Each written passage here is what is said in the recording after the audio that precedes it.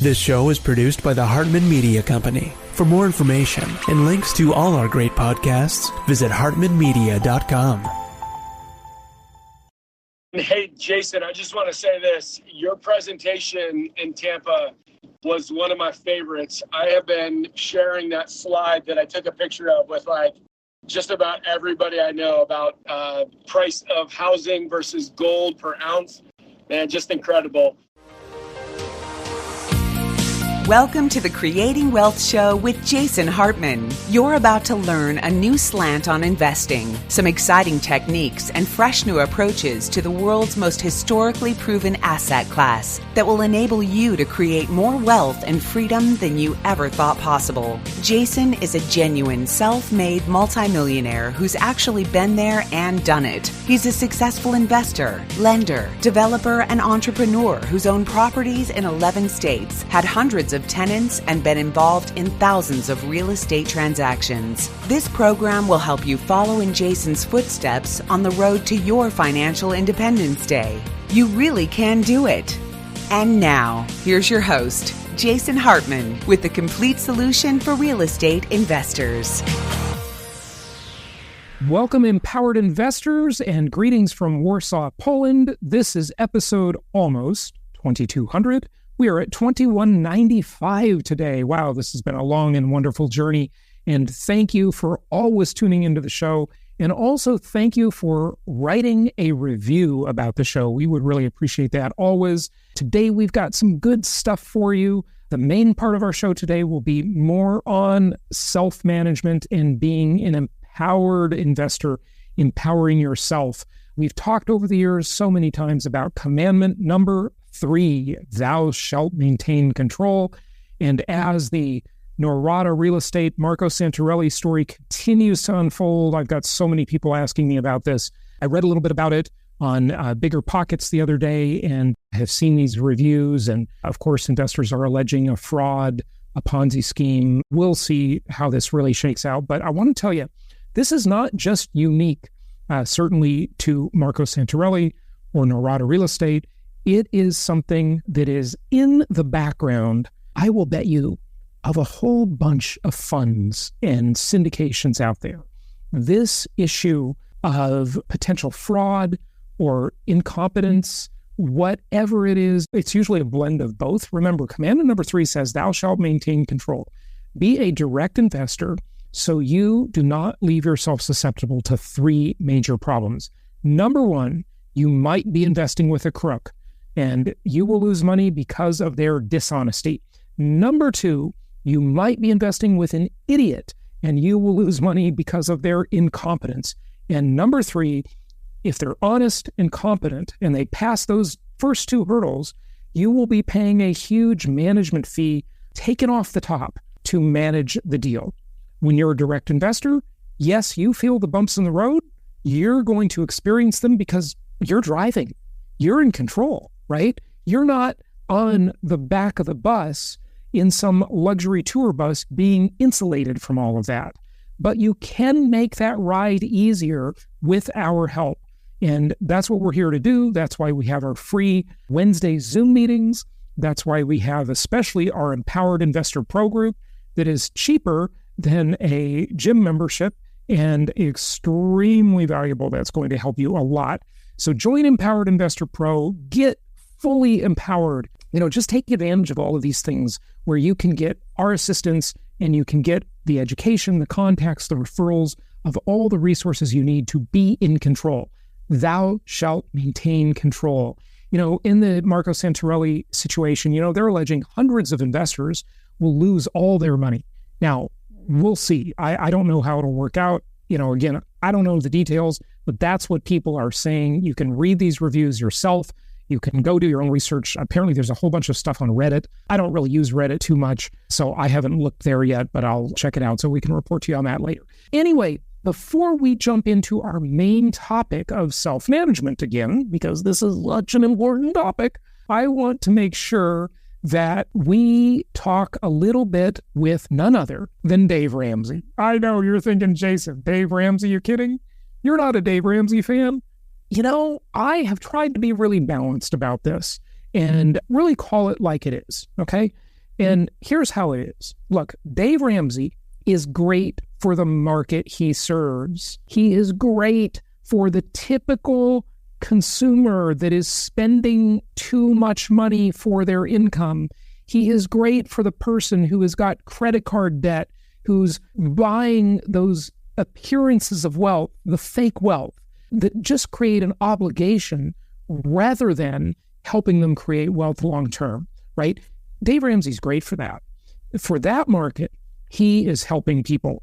The problem is that market will, to liken it to maybe a grade school metaphor, that goes up to 6th grade or junior high school, right? And that's fine. Most people really are in that situation. That's the biggest market. But if you want to get into high school and college, so to speak, I hate to say college because it's such a freaking ripoff. And, a lot of these people that are in trouble that Dave Ramsey's giving some pretty good advice for have big student loan debt, right? So if you want to graduate to the next stage, you need to change your instructors, right? If you're in high school, you're not learning much from your elementary school teacher, okay? And that's where Ramsey can help you. But once you want to be an investor and you are proactively creating wealth rather than reactively or defensively defending yourself against debt and trying to get out of debt, you got to change your instructors, okay? And Dave Ramsey is no good for that. He doesn't teach or understand the benefits of leverage and how to use the extreme power of that to make money, right? It's just not his thing. So, that's where people get confused about him and his situation. Okay, so the doomers like to share the videos of people, and I saw this one shared recently that I'm about to share with you, which is Dave Ramsey 2 years ago making an assessment of the real estate market and a prediction on the real estate market. The doomers love to say, this video won't age well. Well, they say that about some of my videos, and they've aged very well. So, sorry, doomers, you're wrong again. You'll be right someday. A broken clock is right twice a day, but you've been wrong for 15 years, okay? And a lot of people have lost a lot of money listening to you doomers. And you know what? This is a 2-year-old Dave Ramsey video, and they're saying, oh, don't listen to the propaganda. He's wrong, but he's been right. Since then, the cost of money has tripled, interest rates have skyrocketed, and he's still right, okay? And you know what? Overall, the big macro trend, there will always be ups and downs along the way. There will always be bumps in the road, but the big macro trend is that housing shortage is real. And when the Fed pivots, and they will pivot, they might even pivot within the next month or so. People are really thinking they will this time. When they do, that's going to create a lot more housing demand. Remember, just a 0.5-point reduction in mortgage rates, as I've shown you before in prior episodes, just a 0.5-point reduction means 2.8 million additional people can qualify for a mortgage on the median price home. If we get a full point reduction in mortgage rates, and right now, as I'm talking, we have the lowest mortgage rates in 15 months. Yes, they're still high compared to the COVID era when they were so cheap. It was absurd. So then we're going to have almost 6 million new people that can qualify. I mean, folks, if just a third or 40% of those people enter the market and start bidding on a measly inventory of just over 600,000 homes for sale, what do you think is going to happen to prices? You know what's going to happen. There's an old saying I used to repeat a lot way back a long time ago, longer ago than I want to mention. But I used to train real estate agents and do big seminars with, hundreds and hundreds of people in the room, sometimes even thousands. And I used to train them on how to be successful in the real estate business. And one of the things I used to always say way back then is that the key to success is staying in business long enough for something good to happen. Yeah, that's endurance. That's treating your investments and your career and your whole life like a marathon and not a sprint, not being focused on the instant gratification, being able to overcome the problems of today for the bigger long-term goal. And that's what it's all about. Okay, so maybe too much build-up here. Let's hear what Dave Ramsey has to say. Here he is. All right, let's talk real estate. A lot of folks are saying, I'm going to sit on the sidelines and wait on buying because house prices are going to go down. Let me help you with this. House prices are caused by one thing and one thing only: supply versus demand. how many houses are for sale versus how many buyers there are. Buyers are fewer in a bad economy, a high interest rate economy. There's fewer buyers, but they have to be less buyers than supply for house prices to go down. That's not going to happen. Here's the real numbers. Here's data, not feelings. Let's talk this through. 5 million more 35-year-olds right now in the millennial generation, prime house buying age, than there were in 2007. 128 million households right now. In 2007, only 116 million households. 12 million more households operating that need a house. And yet there's a shortage of housing. In 2007, we had 2.1 million new housing starts. This year, we'll have 1.4 million new housing starts. We have 50% as many houses for sale right now as we had in 2007. Inventory's at half. So the number of buyers would have to go down so dramatically before the house market prices go down. It's not going to happen, guys. House prices went up 32% in 2020, 18% in 2021, 7% this year in 2022. Next year, projected to be a 5% increase. Every year for the next 5 years, we're going to have fewer houses for sale than buyers wanting to buy them, driving the price up. House prices are going to go up every year for the next 5 years. If you're ready to buy, you're in good shape financially, you need to buy now. Don't wait on house prices to go down. They're not going down. What goes up must go down. No, it doesn't. I just gave you data, real facts. They're not coming down. Well, I hope you enjoyed that. And you see that he was right 2 years ago, even though we've had massive inflation in rates. And, you know, he doesn't go as deep into the stats as I do. It's not his thing. It is my thing. And so I won't go into all that. But, you know, the bottom line is you heard what he said, and he's still been right. And he's probably going to continue to be right, at least as far as entry-level housing, for a very long time to come. So that's that. All right, let's get into the main part of our show today. I don't want to talk too long because I want to play more of this great content from our Empowered Investor Pro private group that you need to join. Go to empoweredinvestor.com. Look, folks, I'm just telling you this for your own good. I certainly don't need the money. I haven't needed to work for 17 years now. I could have quit 17 years ago. Maybe I'm crazy still working, but you know, I just love it. And I really do think it's a mission. So if you join Empowered Investor Pro or you don't join, it's not going to change anything for me, but it will change something for you. So you really should join it and join us every month on our private Zoom calls. Those are just really, really powerful. Small group, and we really dive into this stuff deeply, as you will hear right now. Jason, I think what you said about seeing the leads being generated is super important, especially, Derek, with these bigger companies, because they've got so many houses that they're managing. And let's say they just have like one or two people managing those leads coming in.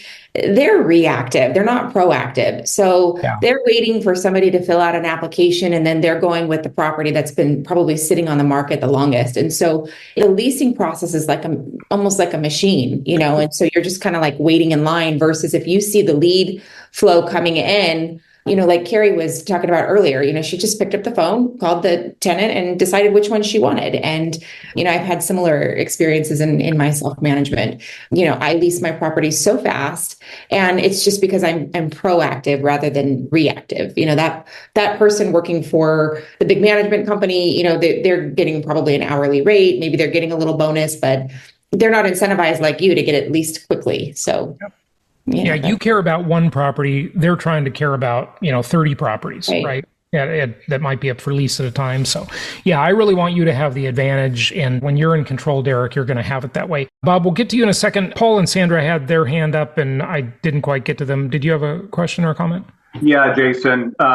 So getting back to banks, can you or the group recommend any banks that are LLC friendly? Because we're having a little issue with a bank that we kind of opened up an account with, and we have a holding company, and we also have an LLC, and our name is not really attached to that. And now they want to see our personal information regarding that. By the way, did you listen to yesterday's podcast episode? Not yet. Okay. So, yesterday, literally the Corporate Transparency Act went into effect, the new law, right? So, everything's just getting more difficult. Okay. That's life. But, with more red tape, more bureaucracy, remember that barrier to entry is a barrier to other people too. Okay. The people that win in life are the people that are willing to go through the hassle, to take the extra steps, right? They're willing to qualify for mortgages when it's hard, it's a pain, right? Your tenants, they're not willing to do that. They're going to give up, right? Another landlord, investor, they should be setting up an LLC, but they don't because, it's one more step. It's harder, right? And yesterday it just got a little tougher with this new Corporate Transparency Act.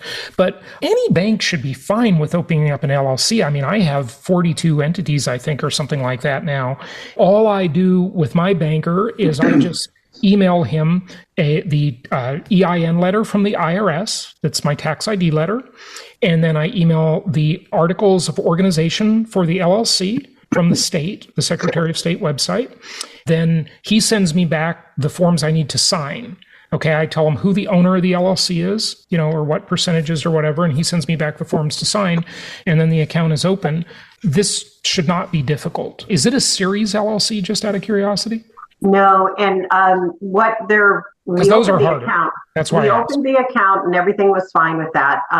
The banker, and she was a business banker too, so supposedly she knew what she was doing, but she was trying to get us to put all of our personal stuff, and now she just called today and is like, I need what kind of address did she wanted ask for? basically our home address, and we have you got to give them your home address. You have to. They're not going to open an account without a home address anymore. Well, I mean, they have our home address, but she wanted to change the mailing address, which is in Las Vegas, to our home address, right? So, well, mailing address, you don't, you can have that separate, but you do have to give them a home address now. And if you're using a mailbox, they will know. You used to be able to get away with that. You can't anymore. Okay. You got to give them a residential address, which makes me wonder, what do you do if you're a digital nomad? Like, what address do you give them then? Maybe your parents' address. I don't know. Maybe. But one other question real quick.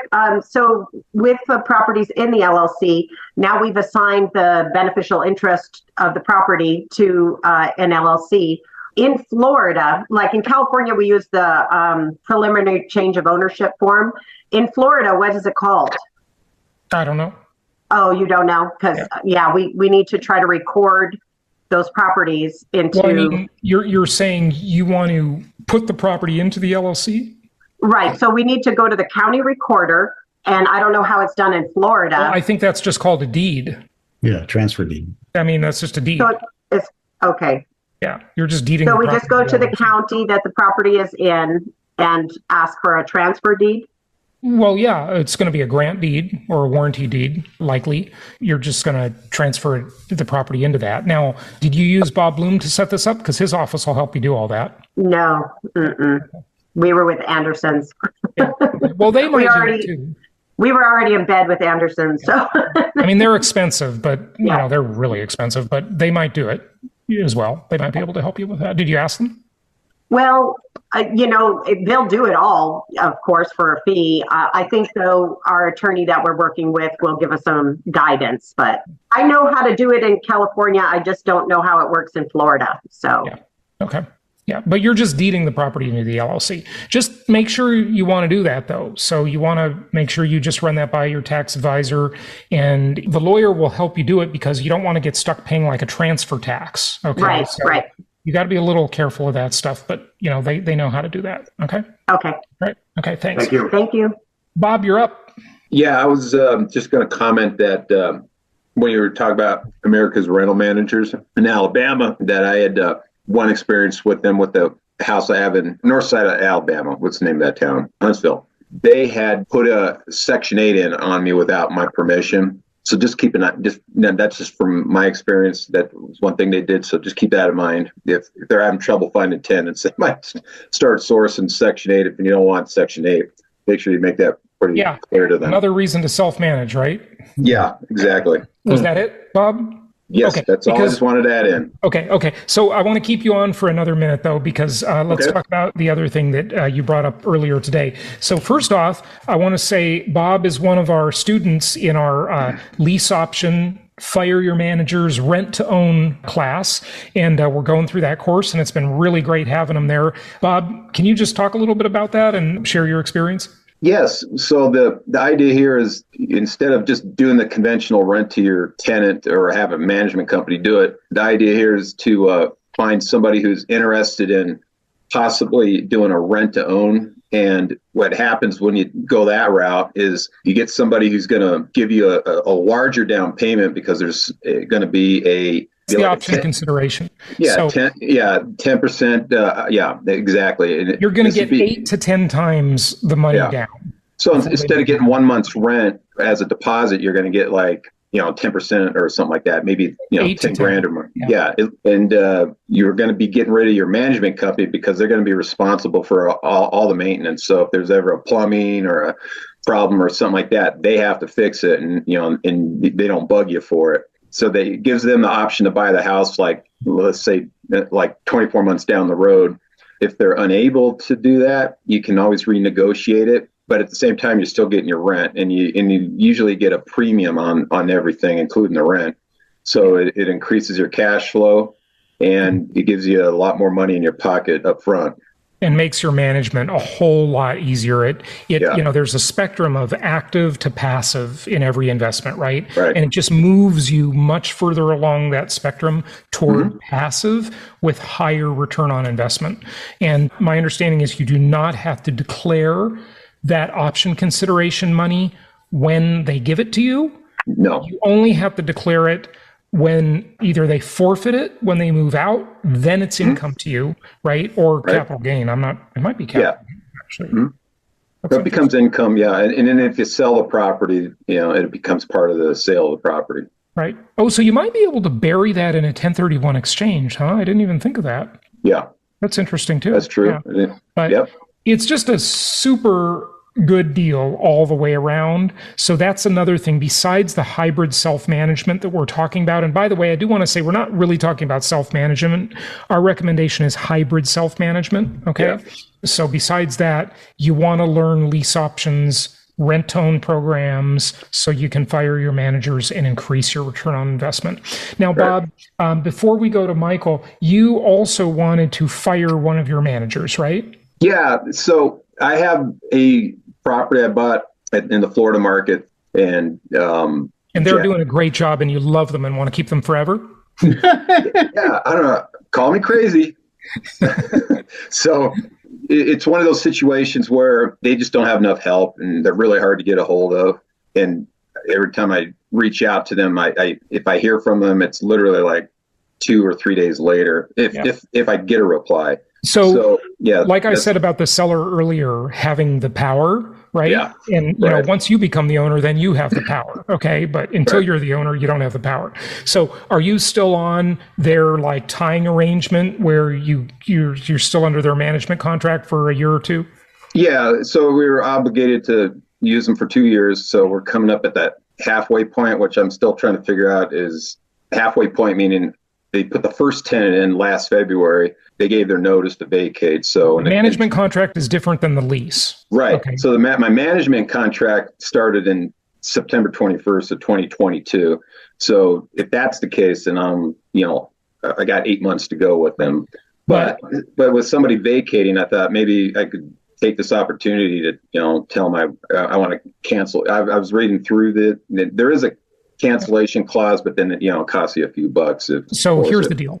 When you don't have a manager, it's one less contract that you have to deal with. It's one less obligation you have, right? You don't have to read their contract. You don't have to negotiate with them. You don't have to talk to anybody.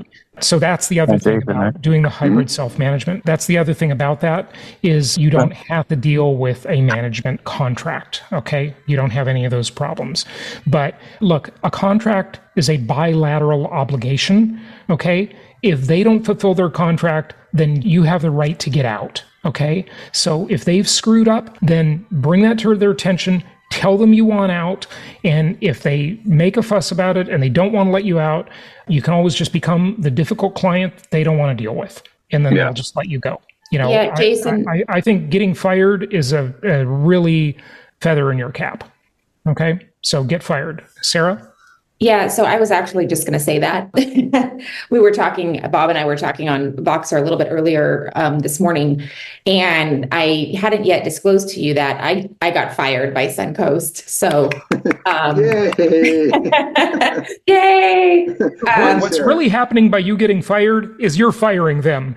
Well, I mean, I got fired because I'm an advocate for all of our clients. And so actually it had nothing to do with my property. My property was performing nicely and I wasn't complaining about my property, but they don't want me to be involved with client complaints. They started taking me off of email communication. I got several clients out of these 2-year contracts that wanted out.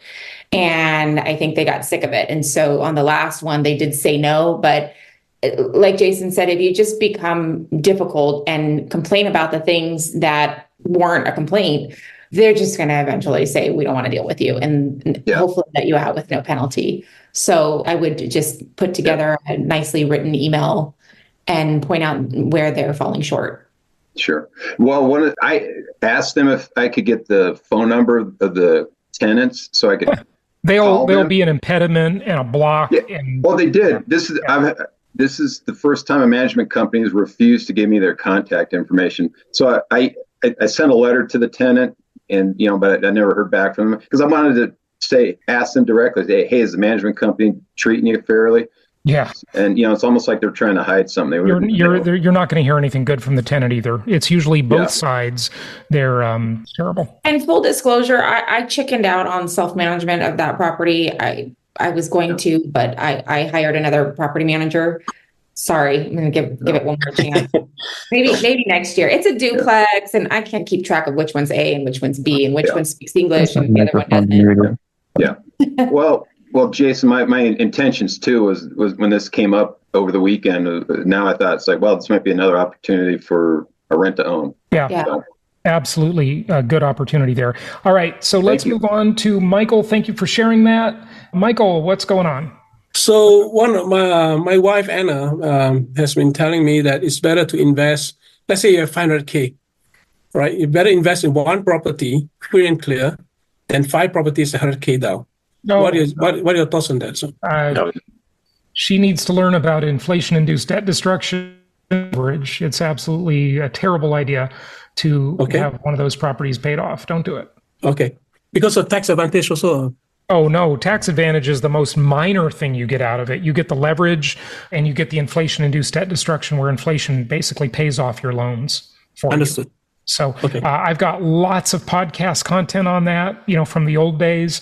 I probably need to bring some of that back and just remind everybody of the power of that. But suffice it to say that income property is the best investment in the world, but it's not the best bank. Okay? It's not the best bank. It's not the best place to keep your money, but it's the best place to keep the bank's money because you get leverage on it. If you have 20% equity in the property and the property appreciates at 10%, for example, in a given year, you multiply your return by 5. It's a 5x return.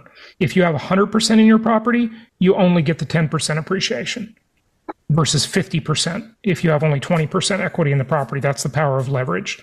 Okay. And then if there's inflation on top of that, inflation is making that debt cheaper to repay. So definitely leverage your properties. There's almost never a good reason to pay cash for a property. Okay. And your investment counselor can help you with more about that. I don't want to burn up too much of the time here on that because it's a longer topic. But okay, got it. Thanks, Jason. Yeah. Okay, thank you. Can I ask just one more thing about the self-management? The only gap sometimes I did have an issue with because the properties are far away. Is like getting the tenant and like they want to walk in and look at the property. So like what I did. I have a friend who's a realtor. He goes, well, you can work out a deal with a real estate agent. And you can give them a one-time fee. So I called some management companies and I just give them like either 50 or 75. I give them like the one-time fee, like 50 or 75% rent. I let them screen the tenant, do the background, walk through, put the lockbox on, and then I self-manage from there. Is that like? Yeah, that's called hybrid self-management. Now they'll do much more than that for you. They'll do the whole process for Yes. 75% of 1 month's rent. They'll do the walkthrough with the existing tenant, send you pictures, market the property to new tenants, help you screen the new tenant, do the walkthrough with the new tenant, and everything, handle the lockbox, all of that stuff. But Hemlane is trying to disrupt that, and they're doing a pretty decent job of it. And you just heard all about Carrie's experience, and had someone on here last month or the month before that told all about their experience, okay? And it was great. So they do it for even cheaper and with lockbox and everything. Okay, because they're developing a whole network of leasing agents around the country. Okay, Jerry and Amina, fire away. Yeah, quickly.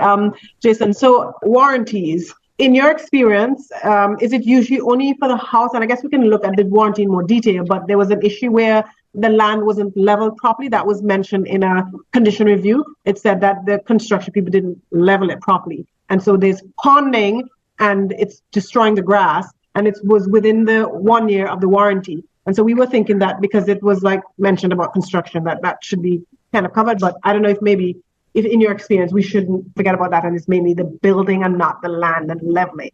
Well, when you say warranty, who are you talking about? From construction? Yeah, builder's warranty.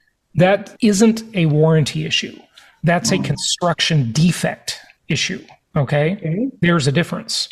A warranty fixes something that was operating that breaks. Okay? This is a defect from the start, it sounds like. Okay? Yeah. Remember, I'm not a lawyer and I'm not an accountant. Okay? There's my disclaimers. Okay? But I think in most states, construction defect liability is 10 years. Okay? So just tell them they have to fix it. Okay, what state is it in? This is Florida, and it's in a flood zone, and so there's more water, and we knew that. But they're like, oh, this December 19th has passed, but we have been trying to get them to address this issue. It doesn't matter December 19th. This is not a 1 year warranty. It's a construction defect. Okay? Yeah. Thank you. We'll look into it some more. Yeah. Don't fall for this. Oh, it's a warranty item. It's not a warranty item. It's you didn't build it right in the first place. Item. Okay. Okay. Good. So, yeah. Thank you so much for listening. Please be sure to subscribe so that you don't miss any episodes. Be sure to check out the show's specific website and our general website, hartmanmedia.com, for appropriate disclaimers and terms of service. Remember that guest opinions are their own, and if you require specific legal or tax advice or advice in any other specialized area, please consult an appropriate professional.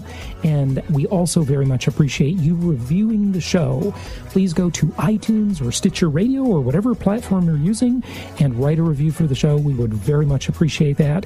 And be sure to make it official and subscribe so you do not miss any episodes. We look forward to seeing you on the next episode.